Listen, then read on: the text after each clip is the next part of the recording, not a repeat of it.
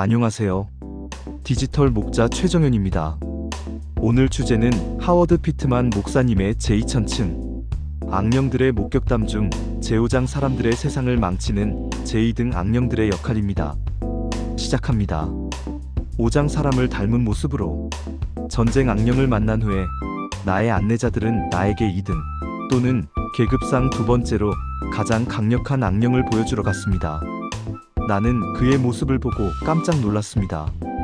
인상 깊었던 전쟁 악령들을 본 후에 2등 악령에 대해 들었을 때 나는 내가 봤었던 것보다는 뭔가를 더 기대하고 있었습니다. 우리가 이 무리에게 갔을 때 그가 지적되었는데 그가 내가 기대했었던 것과는 전혀 달랐기 때문에 나는 깜짝 놀랐습니다. 탐욕의 영의 모습. 그것은 마치 내가 보통 사람을 보고 있는 것 같았습니다. 세상의 어떤 사무실이라도 들어가 보면 이런 사람을 만날 수 있었을 것입니다. 그는 미국의 어떤 작은 마을의 거리에서도 만날 수 있을 만한 보통 사람처럼 정말로 가장 평범해 보였습니다. 그에게 그의 큰 권세를 보여줄 만큼 뛰어난 것은 없었습니다. 그의 옷조차 평범했습니다. 나는 그의 옷이 무엇이었는지는 모르겠지만 그것은 보통의 값싼 재생 양복처럼 보였습니다. 강철만큼 차가운 눈. 이 특정 악령은 보통의 살찐 백인을 닮았습니다. 그의 머리 위에 머리카락처럼 보였던 것은 모래색이었고 다소 가늘었습니다. 내가 그의 얼굴을 살펴보았을 때 그는 강철만큼이나 차가운 눈으로 나를 노려보았습니다. 나는 그의 입가에서 옅은 미소를 보았는데 그렇게 사나운 이가 그렇게 온화하게 보일 수 있다는 것을 믿기가 어려웠습니다. 선량한 남자. 나는 내가 명령체계에서 프린스 바로 아래 두 번째인 부사령관을 보고 있다는 것을 깨닫기 시작했습니다. 그는 이 마지막 시대에 사탄이 따도록 세상을 이근 조건으로 집어넣는 책임을 진 자였습니다. 네, 나는 탐욕 악령을 만났을 때 깜짝 놀랐습니다. 지금 돌아보면 나는 어떻게 이 온화한 모습의 영적 존재가 일하는지를 알 수 있습니다. 그의 이미지는 선량한 남자의 모습이었습니다. 그들의 모양과 형태가 그들의 전문 영역을 가리킨다는 것을 이제 기억하십시오. 이 선량한 남자는 그의 이미지가 너무나 사회에 받아들여지기 적합하기 때문에 자신의 업무를 수행하기가 쉽습니다. 어떤 악령들은 사람을 만족시킬 가짜 이미지를 만들기 위해 열심히 일해야 하지만 이 악령은 그렇지 않습니다. 절대 그렇지 않습니다. 그는 원조 선량한 남자입니다. 나 자신의 삶을 돌아보고 내가 어떻게 스스로를 선량한 남자라고 여겼었는지를 봤을 때 나는 이 악령이 거기서 일하고 있었다는 것을 압니다. 나와 내 것 먼저. 나 자신의 과거의 삶에서 이 악령은 나에게 가짜 상품을 팔았었습니다. 그는 내가 다른 이들보다 나와 내 것을 먼저 챙겨야 한다고 믿게 만들었습니다. 교회에 대한 나의 태도도 마찬가지였습니다. 집세를 내고 음식을 사기 전에는 심지어 11조도 내지 않았습니다. 하나님보다 내 가족에 대한 의무가 먼저였으니까요. 사실상 나와 내 것이 다른 어떤 것이나 다른 어떤 이보다 먼저였습니다. 돌아보면 나는 내 삶에서의 이기심을 볼 수 있는데 그것은 탐욕의 부산물입니다. 탐욕의 악령은 양복을 입은 보통 사람을 닮았습니다.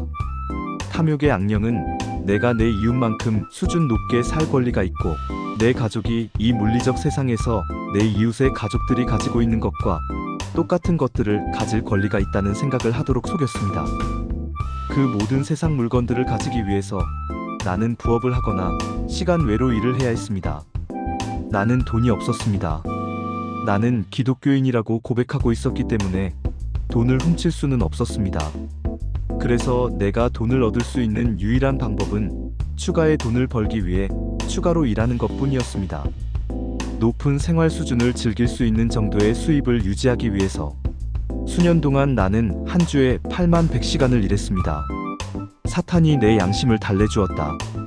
이것에 대해 내 양심이 나를 괴롭힐 때면 사탄은 나에게 기성적인 변명을 주곤 했습니다. 하나님은 이해하신다. 청구서들을 지불하기 위해서 내가 이것을 해야 한다는 것을 그는 아신다. 그러나 내 양심은 계속 이렇게 말했습니다. 이것은 잘못되었다. 너의 아이들이 자라고 있는데 너는 거기에 없다. 너는 항상 일을 하고 있다. 그러나 그 오랜 악령은 나에게 계속 말했습니다. 하나님은 이해하신다. 그는 네가 일해야 하고 청구서를 지불해야 한다는 것을 아신다. 그 변명의 유일한 결점은 내가 하나님 앞에 섰을 때 그분이 이해하지 않으셨다는 것입니다. 사실상 그분은 나에게 예배의 삶이라고 부르면서 내가 살았었던 이런 종류의 삶은 그분에게 혐오스럽다고 하셨습니다. 하나님께 혐오스러운 것. 많은 사람들이 이 부분의 간증을 이해하지 못합니다. 나는 하나님께서 여러분의 삶에서 어떻게 일하실지를 말하려고 하는 게 아닙니다. 나는 단지 내 삶에서 그분이 무엇을 하셨는지를 말하는 겁니다. 내가 그런 종류의 삶을 살았었던 것이 잘못이었다는 겁니다. 여러분에 관해서는 여러분이 직접 하나님과 이 문제에 대해 매듭을 지으셔야 합니다. 탐욕의 악령은 세계 경제를 파괴시켜야 한다. 내가 이전에 진술했듯이 탐욕의 악령의 주된 기능은 세계의 경제를 파괴하는 것입니다. 그는 또한 사람들의 도덕성을 파괴하기 위한 그들의 업무에 불가촉자들과 함께 사용됩니다. 전 세계의 시장들을 볼 때 그의 성공이 어느 정도 보입니다. 전 세계적 소비자 상품들의 가격을 볼 때 우리는 그것이 어디에서 멈출지 궁금합니다. 나는 그것이 오늘날 우리가 알고 있는 이 세상에서는 멈출 거라고 생각하지 않는데 성경이 그것과 관련해서 분명하다고 생각하기 때문입니다. 세계 경제는 바닥 수준에 있는 사람들이 자신들을 구해줄 사람을 찾아 외칠 정도로 너무나 절망적인 상태에 있어서야 합니다. 적그리스도가 따기 전에 세계가 무르익어야 합니다. 세계는 공포, 폭력, 범죄, 그리고 도매금의 부도덕성으로 가득 차야 합니다. 그러면 세계가 무르익게 될 것입니다. 들을 귀가 있는 자는 들으십시오. 라디오, 텔레비전, 신문에서 그 똑같은 모든 표징들을 보십시오. 적그리스도를 위해서 세계가 무르익는 것과 관련해서 우리가 어디쯤 서 있다고 생각하십니까? 두 번째 무리 중 다른 악령들. 탐욕의 악령과 같은 무리에 있는 다른 악령들은 증오, 정욕, 분쟁, 그리고 그런 급의 몇몇 다른 악령들입니다. 우리가 증오의 악령이 일하는 증거를 봅니까? 우리는 사람들이 서로 죽이면서 예수님의 이름으로 그것을 행한다고 말하는 것을 봅니다. 아일랜드 국가에서 우리는 사람들이 예수님의 이름으로 집에 화염 폭탄을 던지고 여자들과 아이들을 죽이는 것을 봅니다. 이제 내가 여러분에게 묻겠습니다. 무슨 영이 이것을 선동했을까요? 분명히 예수님의 영은 아니었습니다. 우리는 이란에서 사격분대들이 매달 수백 명을 쏘면서 이것을 하나님의 이름으로 하고 있는 것을 봅니다. 이것이 성령의 역사일까요? 아닙니다. 나는 여러분에게 이것이 증오의 영의 역사라고 말해드립니다. 분쟁. 분쟁의 악령은 어떻습니까? 우리가 그의 역사의 증거를 봅니까? 이 증거를 보기 위해 할 일은 지역 교도소를 지나가기만 하면 됩니다. 거기서 우리는 자기 가족들과도 사이좋게 지내지 못해서 온 많은 사람들을 봅니다. 그의 사역의 더 큰 증거는 오늘날 우리 교회들의 대부분의 회중들 속에서 발견됩니다. 교회의 구성원들이 사이좋게 지내지 못할 때 나머지 세상은 어떠리라고 생각하십니까? 부도덕성. 사탄은 잘 준비되어 있다. 부도덕성은 어떻습니까? 불가촉자들과 함께 일하는 정욕의 악령이 온 세상 사람들의 도덕성을 끌어내렸습니다. 심지어 종교 조직조차도 이런 상태에 대해 외치지 않는 것을 보는 것이 얼마나 슬픈 일인지요. 왜 좋은 기독교인으로 보이는 사람들이 그런 엄청난 부도덕성에 대해 공개적으로 외치지 않는 걸까요? 그것은 그들이 공개 여론을 통해 사탄에게 억눌려 있기 때문입니다. 오늘날 한 무리가 부도덕성에 대해 말하려고 시도할 때 그들은 잘 조직된 공적 미디어에 의해 공세를 받습니다. 사탄은 오늘날을 위한 준비가 잘 되어 있습니다. 여러분도 그만큼 준비되어 있습니까? 하나님의 말씀에 대한 지식. 이런 악령들이 실제가 아니라고 생각하시는 분들은 자신이 무슨 말을 하는지를 모릅니다. 더욱이 여러분은 이 마지막 때의 공격에 있어서 그들과 관련된 성경의 예언들에 대해 익숙하지 않습니다. 그들은 예정대로 아주 잘 맞춰가고 있습니다. 오늘날 악령들을 인지는 하면서도 우리가 그들에 대해 너무 많은 시간을 쓰고 있고 그들에 대해 이야기하는 것은 단지 그들을 영화롭게 할 뿐이며 그들이 우리 삶 속에서 중요하지 않다고 말하는 사람들이 많이 있습니다. 그 자체가 기독교인들에게 악령들을 경시하게 하고 나머지 세상에게 자신들이 실제가 아니라고 보이게 만들려는 마귀들의 잘못된 교리들 중에 하나입니다. 우리가 우리의 모든 시간을 그들을 폭로하는데 쓴다 해도 여전히 부족할 것입니다. 성경은 하나님의 말씀의 진리에 대한 지식이 없는 사람은 누구든지 사탄이 뜻대로 사로잡을 수 있다고 말합니다. 디모데후서 226. 하나님의 말씀의 진리에 대한 지식은 사탄과 그의 악령들의 역사에 대한 지식을 포함합니다. 하나님의 말씀의 진리에 대한 지식은 사탄을 대적하는 이 싸움에서 중요합니다. 너무나 많은 사람들이 그냥 교회에 가서 설교자가 성경에서 읽어주는 말씀 몇 구절을 듣고 자신들이 하나님의 말씀의 진리를 안다고 생각하며 가버리는데 만족하는 것 같습니다.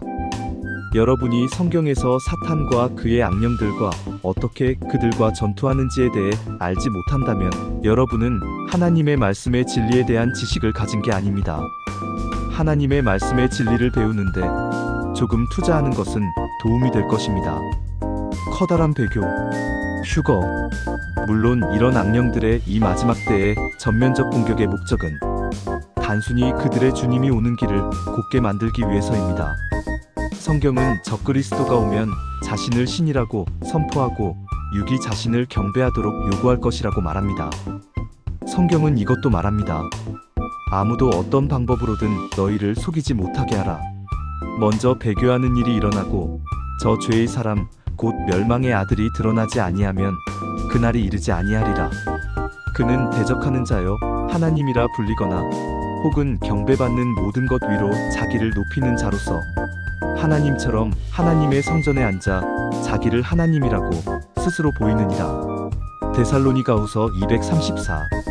우리는 성경 구절들로부터 어떤 중요한 사실들을 배웁니다. 첫째, 죄의 사람이 드러날 있도록 커다란 배교가 와야 합니다. 이 커다란 배교는 지금 진행 중에 있고 사탄과 그의 악령들의 전면적 공격의 결과입니다. 그들은 그 다음 사실, 즉 이 물리적 세상에서 통치하는 동안 적그리스도가 자신을 하나님이라고 선언하게 하기 위한 준비를 하고 있습니다. 지금까지 그가 출현하지 못한 유일한 이유는 성령께서 그의 길을 막고 계신다는 사실입니다. 오순절 날에 그분이 자유롭게 주어지셨던 것처럼 곧 성령께서 그 길에서 옮겨질 것입니다. 들림 또는 휴거. 데살로니가후서 27. 그러면 성령의 역사가 구약시대 때처럼 제한적이 될 것입니다. 모든 육체 위에 자유롭게 주어졌던 성령의 부으심은 교회 시대의 기간을 위한 것이었기 때문입니다.